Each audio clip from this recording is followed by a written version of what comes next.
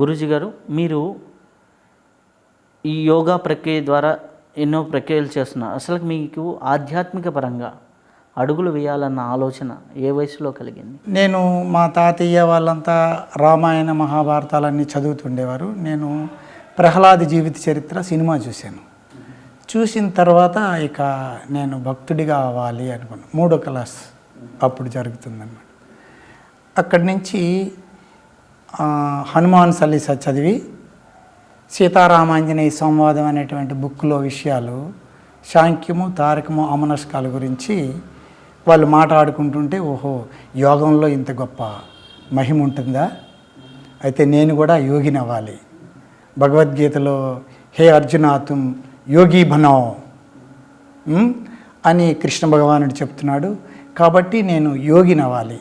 ఏం చేయాలి యోగిని అవ్వాలంటే ముందు భగవద్గీతలోకి రావాలి అనేటువంటి ఉద్దేశంతో చిన్నప్పటి నుంచే యోగా వైపు నేను మరలాను.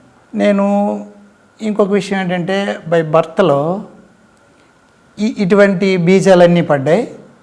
కొద్దిగా 3 నుంచి 4th క్లాస్లోకి వెళ్ళేటప్పుడు మధ్యలోనే చదువు అక్కడ ఆపి తాతగారి ఇంటికి వెళ్ళవలసి వచ్చింది. అక్కడ భగవాన్ రమణ మహర్షి ఆలయం అనేటువంటి ఆలయం ప్రతిష్టకి దేశం నలువూలల నుంచి కూడా, కాశీ నుంచి అక్కడి నుంచి సాంస్క్రిట్ పండితుల్ని కూడా తెప్పించారు ఆ స్వామీజీ. అందులో ఒక వృద్ధుడు చూస్తే వ్యాస భగవానుడిలా కనిపిస్తున్నాడు. ఆయన చూస్తే చాలు ఒకసారి ఈయనకి నమస్కారం చేయాలా అనిపిస్తుంది అనమాట.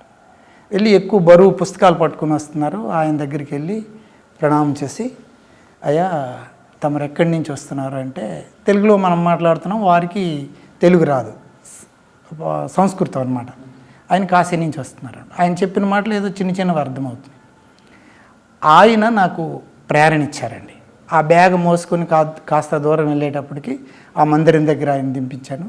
దింపించేటప్పుడు నన్ను లోనికి ఇలా పిలిచి, ఇలా రా, స్నానం చేసుకుని రా అని అన్నారు.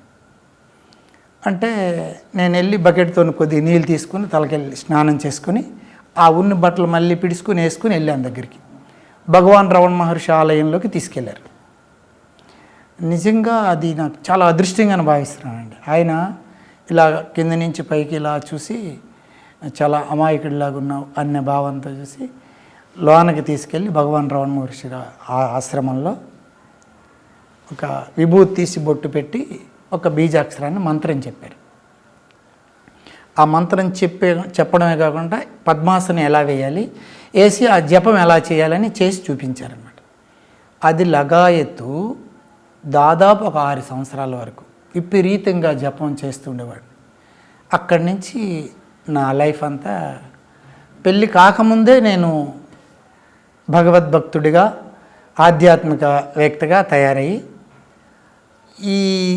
ఈ ప్రాంతం నేను రావడం, ఆంధ్ర ఫెరలెస్లో జాబ్ చేసేవాడిని. ఆ జాబ్ చేస్తూ చదువు కంటిన్యూ చేస్తున్నాయి. చదువు ఆపేశానండి.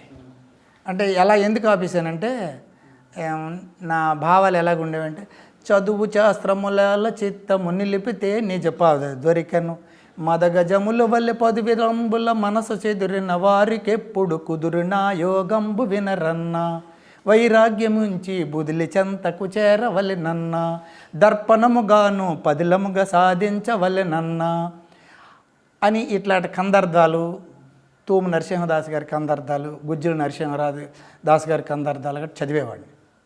అందులో చదువు వల్ల ఏముంది కాబట్టి మనం ఋషుల దగ్గరికి, గురువుల దగ్గరికి వెళ్ళాలని చెప్పేసి తిరుగుతుండేవాడిని అనమాట. సో అలాగ చదువు ఆపేసేసి ఇటువైపు వచ్చానమాట. ఇక 85లో మ్యారేజ్ అయ్యింది. మ్యారేజ్ అయిన తర్వాత ఇంకా కుటుంబం గురించి ఒక సంపాదన కావాలా, ఏదో ఒక జాబు సంపాదించాలనేటువంటి ఉద్దేశంతో నేను కొత్త వలస ఆంధ్ర ఫెరోలెస్ అనేటువంటి కంపెనీకి రావడం జరిగింది. మార్నింగ్ 8 hours డ్యూటీ చేసేవాడిని. డ్యూటీ అయిపోయిన తర్వాత వచ్చి ఇక రోజుకొక ఊరు వెళ్ళి భగవద్గీత గురించి నేర్పించడం, అందులోని విషయాలే ఉద్ధరేది ఆత్మానం ఆత్మానం అవసాదయేత్, ఎవరిని వారే ఉద్ధరించుకోవాలి కానీ ఎవరో వస్తారని ఏదో చేస్తారని ఆదమరిసి నిద్రపోకుమా అని చెప్పినట్టు, మీ అంతలో మీరు మనల్ని మనమే ఉద్ధరించుకోవాలి, ఎవరో వచ్చి చేస్తారనుకుంటే కనుక కాదు అని భగవద్గీత మనకి నేర్పించిందండి. అయితే మీరు ఎవరిని వారిని ఉద్ధరించుకోవాలనుకున్నప్పుడు మిమ్మల్ని మీరు ఉద్ధరించుకోకుండా మీరు వెళ్ళి ఎందుకు జనాలకు చెప్పాలనే సేవాభావన కలిగింది? మంచి ప్రశ్న సార్. నేను మనసులో ఎలా ఉందా, నేను ఇంట్లో మాకు అధిక ధనవంతులు కాదండి, సాధారణమైన రైతు కుటుంబం నుంచి వచ్చినటువంటి వాళ్ళు. అలాగని మరి బొత్తిగా లేకపోలేదు. అయినప్పటికీ కూడా ఈ భావాలు ఎలాగంటే తన్నుకొచ్చేవన్నమాట లోపటి నుంచి. మనం ఏదైతే సుఖంగా ఆనందంగా ఉన్నామో ఇది బయట వాళ్ళతోటి, మిగతా వాళ్ళతోటి, మా మిత్రులతోని, ఇంకా మా సభ్యులతోటి కూడా పంచుకుంటే అందరూ లోకా సమస్త సుఖినో భవంతు అని వేదం చెబుతుంది కదా. ఇది మనం చెబితే ఒక పక్క నుంచి భగవంతుడి నుంచి ఆశీర్వాదం మనకు వస్తుంది.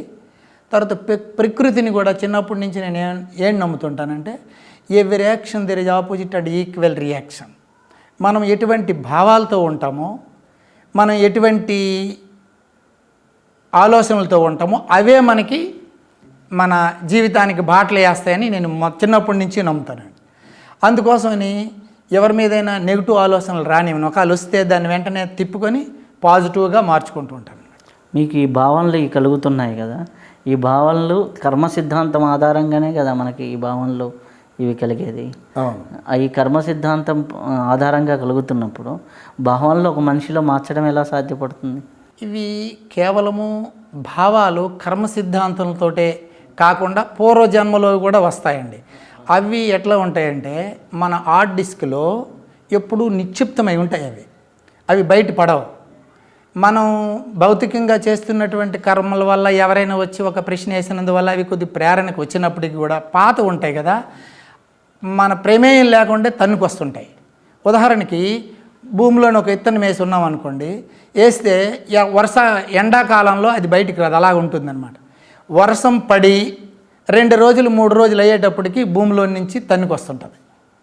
అట్లాగా మన పూర్వజన్మలో చేసినటువంటి కర్మల యొక్క ఇవి బయటికి తన్నుకొస్తూ ఉంటాయి అన్నమాట. వచ్చి దాన్ని మనల్ని ప్రేరేపణ చేస్తూ ఉంటుంది. అందుకొరకు నేను ఏదైతే సుఖాన్ని ఆనందాన్ని పొందానో, మానవుడు తన సుఖాన్నే కాకుండా ఎదుటివారి సుఖాన్ని కూడా ఆనందాన్ని కూడా కాంక్షించమని మనకి దయానంద సరస్వతి 10 సూత్రాలు ఇచ్చారండి. వాటిలో మొదటిది భగవంతుడు సత్యుడు, నిత్యుడు, అనంతుడు, అవ్యయుడు, అజరుడు, అమరుడు, పవిత్రుడు అని ఉన్నాయన్నమాట. ఇవి 10 సూత్రాలు.